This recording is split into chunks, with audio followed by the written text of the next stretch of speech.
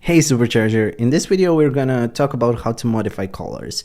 We already touched upon the topic when we were creating our color palettes because I did show you like a process of like how to think about creating darker and lighter shades of each of the main colors, but this is going to further expand on that idea and give you some direction on how to think about it. So in this video I actually want to start off by looking at two paintings.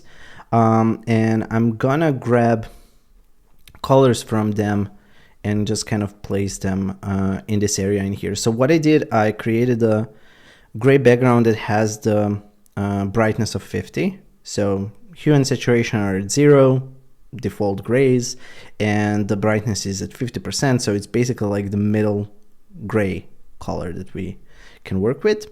And I just want to show you how these colors are gonna appear. So what you can see in here, this feels very red, this feels very yellow, this feels very green, and this feels kind of bluish. So I do want to kind of grab a couple of these colors just to show them outside of the context of the image, to see how blue or green or yellow or whatever they actually feel. Like this feels like a very vivid yellow, but now that I've color picked it down there, you can already see that it's really not that vivid and bright as it appears alongside some of these other colors.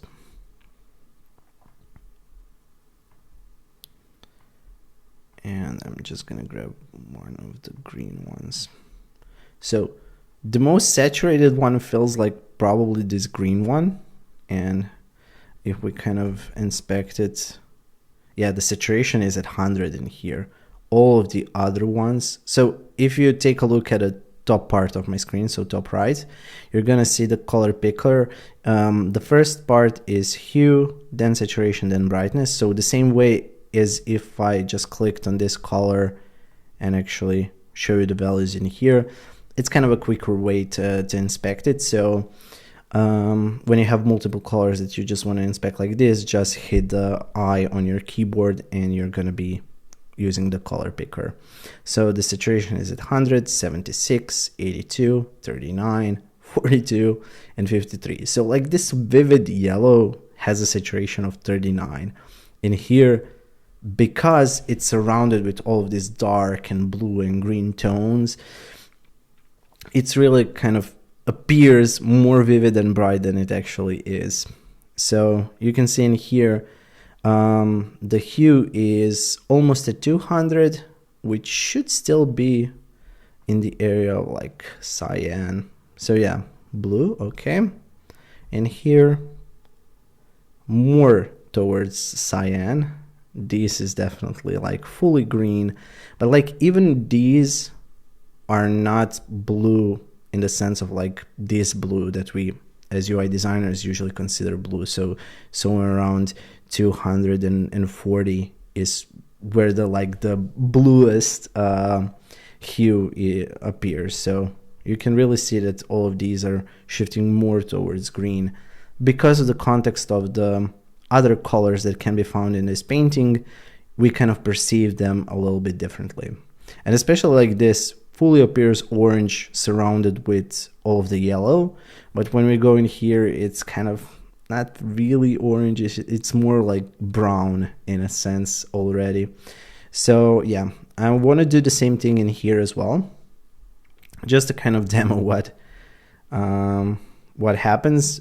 So if you think about this painting that we have in here, you can see that the background kind of has some brownish bluish colors to it, while this appears very vividly blue. So I just want to grab like some of the darker blue shades in here, maybe like a middle blue.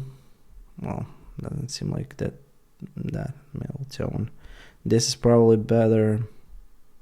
Maybe like a really light blue somewhere in here. For the background, let's just grab a couple of these as well. Maybe like in here where it seems to be the lightest. And in here, there's a little bit of red as well. So like you can see all of these they're like really dark actually. So like brightness, the brightest is probably this one at 67, which is still not really something that you would consider like really bright.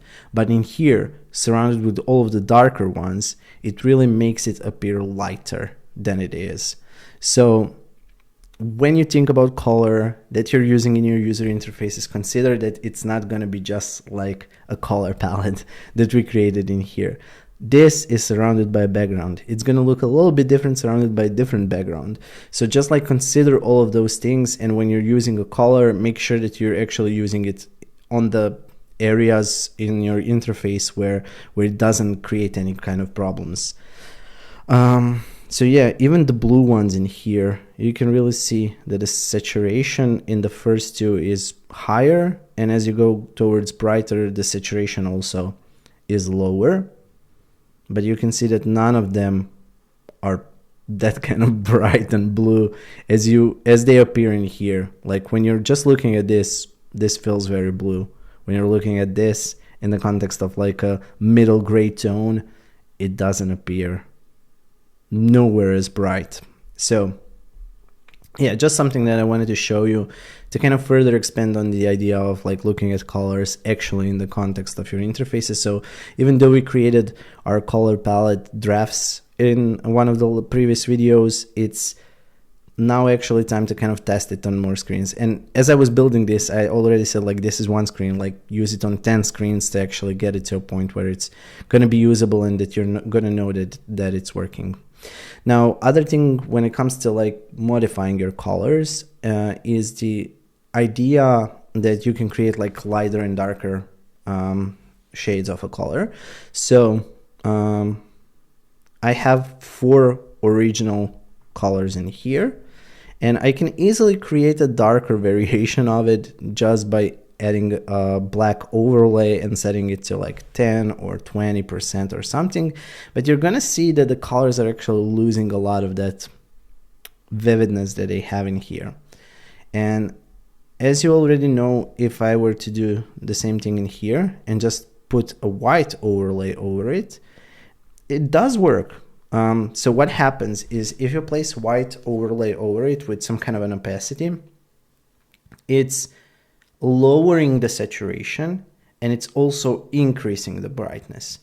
But if you just add a black overlay in here, it's not doing that. It's just lowering the brightness. So if you remember everything that we talked about, like how hue, saturation, and brightness work together, and how the HSB system, like adding black is not the same as removing white. So just keep those things in mind when you're creating color variations. Now, why I actually wanted to show you this is not because of the black and white, but if you're creating, like if you find a color palette that you really like, but it's missing something and you want to maybe make it feel more warm or colder or something, you can use a different color as an overlay and add it in here, and then pick those colors with just like a subtle hint, usually like 10 to 20% is going to work. And now you have 4 different colors that are all going to feel like they're tied together because all of them had this kind of overlay set over them. So if I were to color pick the shades that we've created, I'm just going to create 4 of them. So you just go in here, kind of pick this one, this one,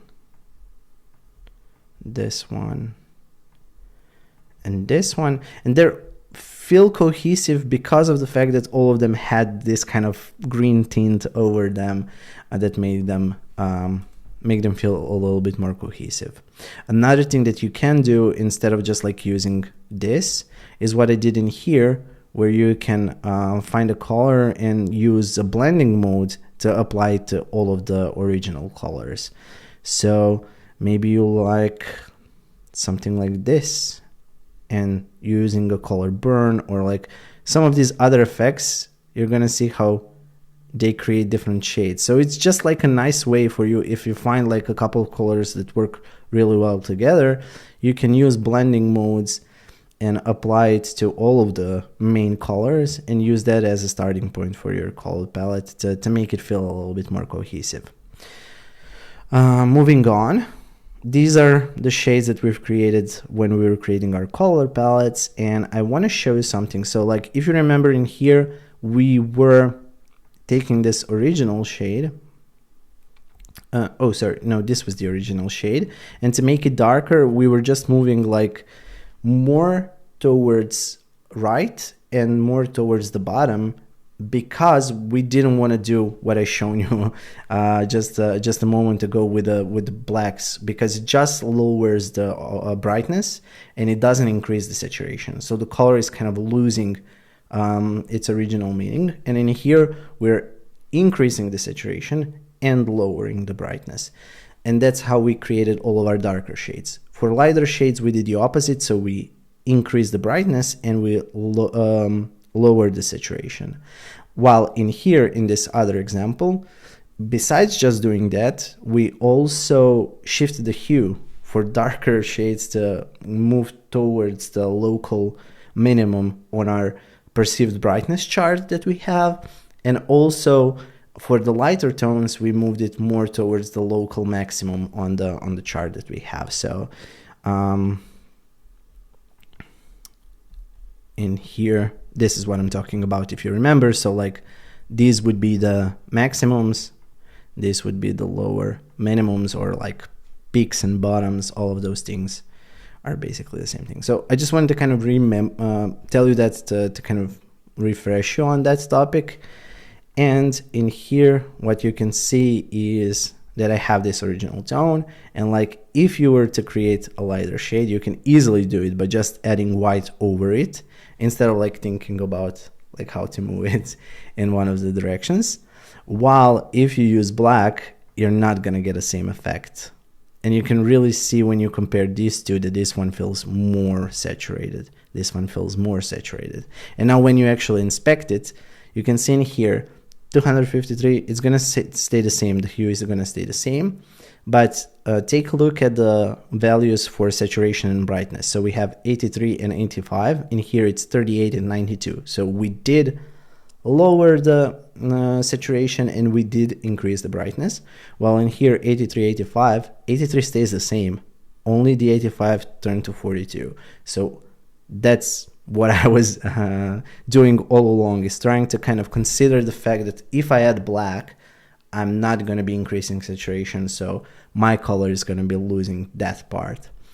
The same thing happens in here. So yeah, okay. So keep those things in mind when you're modifying your colors. And one of the final things I want to show you in this video is here's a color palette I found by just like putting in color palette into Google, and like one of the first images that came up was this one. So I just wanted to show you that like this can be a good starting point. I'm not like a fan of these types of color palettes because they're not just made for UI design. You can use it for basically anything, graphic design, even like art and painting and everything. So I don't kind of recommend it to the designers that I usually mentor, but you can use it as a starting point. So like if you really like this and you want your secondary or accent color to be this one, you can do that. You can also maybe use this darker shade in here and kind of create a color variation out of the two by just like overlaying one on the top of the other, just kind of color picking it. So like you can create those shades that are going to be needed for UI design, but just like remember, you're going to need a lot more than like 5 or 4 or 6 colors that are usually present in this online color generators that you're going to find. So like this is a starting point. You're still going to have to make all of the adjustments, and you can follow some of these strategies that I've shared to create those adjustments. And a final thing about modifying colors, and we're going to touch upon it again when I'm going to share with you all of the tips and tricks for dark interfaces and using color there. But just like consider the fact that this is now on the light background. So if you have the option for the user to switch from light to dark interface, just do remember that the same shade of purple that you're going to be using is not going to look the same on the dark background. So in here, because it's like a darker, more saturated color, what I would recommend is actually kind of going inside of these settings, maybe increase the brightness a little bit and kind of lower the saturation a little bit. Doesn't have to be too much, but just for it to kind of feel the same and work better on a dark interface. A lot of saturated colors are not actually going to work well on dark interfaces, so keep that in mind. You do have to adjust it slightly for it to work still, but yeah, that's all. Hopefully this video showed you a couple of ways that you can think about modifying colors, and also kind of further expanded on the idea that the context of the color matters, and like where it is, it actually does matter. So it affects how we perceive it when compared to the same shade of color used on a different background. Okay, thank you for following along, and again, see you in the next lesson.